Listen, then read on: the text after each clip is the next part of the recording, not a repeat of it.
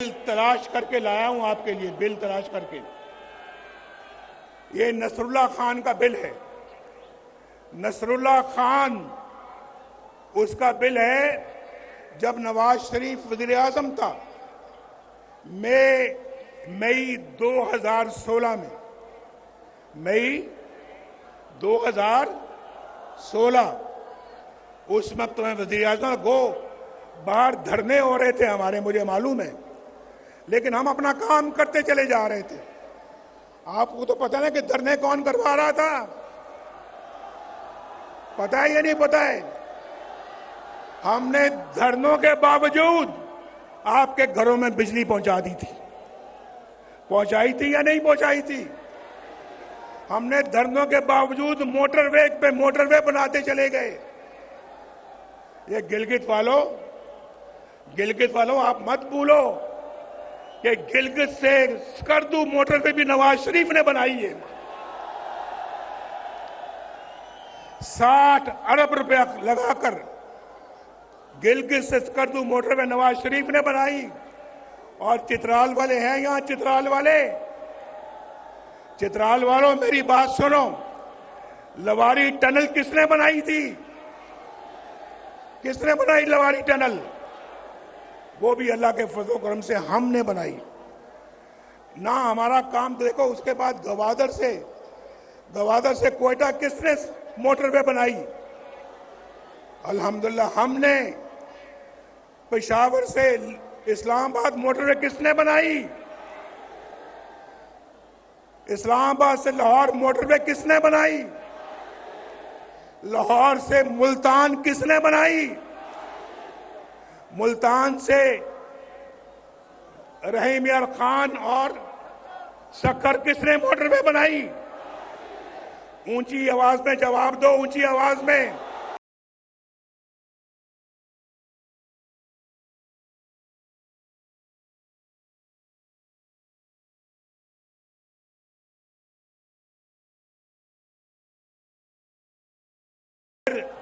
हैदराबाद से कराची मोटरवे किसने बनाई? भाई मैं उसकी तरफ आ रहा हूं। देखो नसरुल्लाह खान 2016 में मई के महीने में इसका बिजली का बिल था 1317 रुपए, 1317 रुपए। और फिर इसी बंदे का बिल जो है वो अगस्त 2022 में उसका बिल है 15,687 रुपए। तो बिजली महंगी शहबाज शरीफ ने की थी। बिजली महंगी शहबाज शरीफ ने की। बिजली महंगी उस जमाने से चल रही है जब से आपने नवाज शरीफ को निकाला है। एक और मैं मिसाल देने लगा हूं आपको। सईद अख्तर है। सईद अख्तर कोई गरीब आदमी है। इसका मार्च 2017 जब नवाज शरीफ वज़ीर आज़म था, 2017 में इसका बिल था 760 रुपए, 760। और उसका बिल जो है वो अगस्त 2022 को क्या बिल आता है उसका? 8,220। कहां 760 रुपए और कहां 8,220 रुपए। ये शहबाज शरीफ ने किया था। मैं उसकी शहबाज शरीफ की कोई तरफदारी या सफाई पेश नहीं कर रहा। मैं हकायक बयान कर रहा हूं आपको, हकायक। और उसके बाद भाई मुझे तो ये सारी बातें करें, मैंने अभी आप शुरू में कह दिया है। आपका जज्बा, प्यार, मोहब्बत देखकर मैंने कहा मैं अपने सब दुख बिल्कुल उनको मैं एक तरफ कर रहा हूं, लेकिन मिट्टी की मोहब्बत में हम आशुफ्ता सरों ने वो कर्ज उतारे हैं कि वाजिब भी नहीं थे।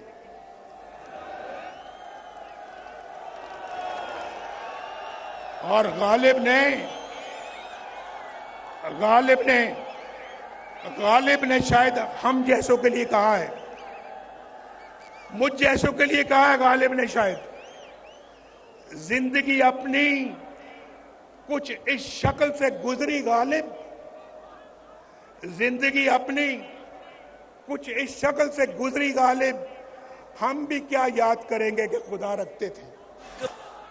मुश्किल से अल्लाह निकालेगा, हम कोशिश करेंगे, लेकिन बार बार गालिब हमें ना छेड़। मैंने पहले कहा है, जरा खामोश भाई, मैं मानता हूं बहुत जोश और जज्बा, लेकिन जरा चलो और नहीं तो मेरा शेर खामोशी से सुन लें, शेर को खामोशी के साथ सुन लें आप। जख्म इतने लगे हैं कि वो भरते भरते वक्त लगेगा, लेकिन मेरे दिल के अंदर कोई इंतकाम की तमन्ना नहीं है, बदले की कोई तमन्ना नहीं है नवाज शरीफ के दिल में। नवाज शरीफ के दिल में अगर तमन्ना है, बस यही है, मेरी ये कौम के लोग खुशहाल हो जाए, इनके घरों में खुशियां आ जाएं, इनके घरों में खुशहालियां आ जाएं, इनके घरों के अंदर रोशनी के चिराग जलें, इनको रोजगार मिले, इनको एक बाइज्जत पाकिस्तानी बनने का मौका मिले, बेरोजगारी ना हो, गुर्बत ना हो, बीमारी ना हो, जहालत ना हो। ये नवाज शरीफ चाहता है, ये नवाज शरीफ चाहता है। और मेरी दुआ है अल्लाह ताला से, अल्लाह ताला मेरे दिल के अंदर कभी भी कोई इंतकाम का जज्बा ना लेके आना। मैं इस कौम की खिदमत करना चाहता हूं, मैंने पहले भी की है। अल्लाह पाकिस्तान मुस्लिम लीग को और भी ताकत और तौफीक दे, ये खिदमत का सफर जारी रख सके। मैं जो शेर है वो मेरा सुन ले भाई। गालिब हमें ना छेड़ कि फिर जोश अश्क से, गौर से सुनो और समझो, गालिब हमें ना छेड़ कि फिर जोश अश्क से बैठे हैं हम तहैया तूफान किए हुए। हमें ना छेड़ो, जख्मों को ना छेड़ो हमारे, वरना हमारे इतने आंसू निकलेंगे, इतने आंसू निकलेंगे कि तूफान आ जाएगा।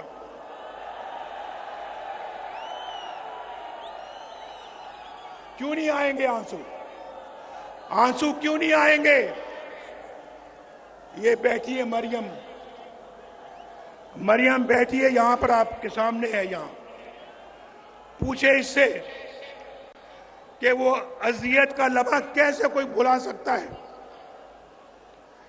जब मरियम को अपने कैदी बाप के सामने गिरफ्तार किया जा रहा था। मैं कोट लखपत जेल में कैदी था, बंद था, और नैब वाले आकर मेरी आंखों के सामने इसको कैद करके लेके जाना चाह रहे थे। ये मेरे पास आई, मैं सामने बैठा था कि अबू जान ये मुझे अरेस्ट करना चाहते हैं, गिरफ्तार करना चाहते हैं, मैं क्या करूं? मैं क्या, एक कैदी क्या कर सकता है? अरेस्ट करना चाहते हैं तो कर लें। इसकी छोटी बेटी थी, छोटी बेटी अपनी मां की गिरफ्तारी का मंजर अपने आंसू भरी आंखों से देख रही थी, मेरे सामने बैठी हुई थी। भाई मैं इस मिट्टी का रहने वाला हूं, मैं सन ऑफ द सॉइल हूं, ये भी डॉटर ऑफ द सॉइल है। इतना जुल्म। शहबाज शरीफ को भी जेल में बंद कर दिया, बेटों को भी जेल में बंद कर दिया। ये राणा सनाउल्लाह को बंद नहीं किया, बल्कि सजाए मौत देने के चक्कर में थे। हनीफ अब्बासी को बंद नहीं किया, बल्कि सजाए मौत देने के चक्कर में थे। और लोगों को, ख्वाजा साद रफीक जो अभी आपके सामने बात कर रहे थे, 2 साल जेल में बंद रखा। और फिर मुझे आप देखें ना, मुझे छोड़े 1990 से लेकर आज तक कितने साल हो गए? जरा हिसाब आता है या हिसाब में कमजोर हो? कितने साल हो गए? 23 साल। 23 साल में 15 साल मैं या तो मुल्क से बाहर या जेल में या मुकदमे भुगतता रहा। अगर ये 23 साल मैंने पाकिस्तान को दिए होते, आज अल्लाह के फजल करम से पाकिस्तान एक जन्नत बना होता। जन्नत। हम फिर जन्नत बनाएंगे इसको इंशाअल्लाह। मैं पूछता हूं भाई, ये जो दौर गुजरा है एक हमारे मुल्क के अंदर जो दौर हो गुजरा है, उस दौर का कोई एक कारनामा, कोई एक मंसूबा बता दो जो उस दौर ने बनाया हो, बताओ कोई। लेकिन अगर हमसे पूछते हो तो पूछो कि तामीर और तरक्की का कौन सा मंसूबा है, कौन सा काम है जो हमने नहीं किया? कौन सा काम है? हमसे पूछते हैं हमारा बयानिया क्या है। हमारा बयानिया पूछना है तो फिर ऑरेंज लाइन से पूछो जो शहबाज शरीफ ने बनाई यहां पे। कराची की ग्रीन लाइन से पूछो। हमारा बयानिया पूछना है तो मेट्रो बस से पूछो। एक शहर में नहीं, कई शहरों में। पेशावर इस्लामाबाद मोटरवे से पूछो। हमारा बयानिया पूछना है तो फिर चाकी के एटमी धमाकों से पूछो। हमारा बयानिया पूछना है तो फिर रोटी की कीमत से पूछो, डॉलर के रेट से पूछो, गरीब के बिजली के बिलों से पूछो। हमारा बयानिया पूछना है तो फिर इखलाकियात से पूछो। और आपको पता है कि हमारे इखलाकियात में उनके इखलाकियात में कितना फर्क था। बुजुर्गों की इज्जत से पूछो। हम वो नहीं है जो किसी की पगड़ी उछालें। ये पगड़ी उछालना उनका काम था, हमारा नहीं है। मैं ये समझता हूं मेरे भाइयों, दोस्तों, और मेरी बहनें भी यहां पे हैं या नहीं है? बहनें कहां हैं हमारी?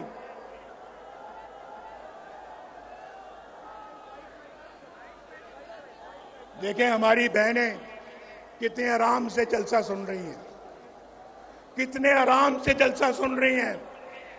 कोई ढोल की थाप पे नाच गाना यहां नहीं हो रहा।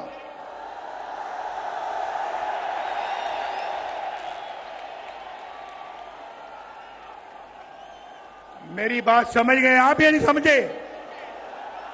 अगर समझे तो फिर जोरदार तरीके से जरा आवाज दो। ये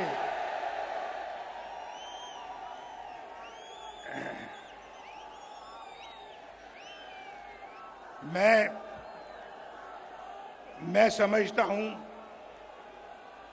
कि पाकिस्तान के अवाम को जो दरपेश मसाइल हैं, क्योंकि अब कोताही की कोई गुंजाइश नहीं है,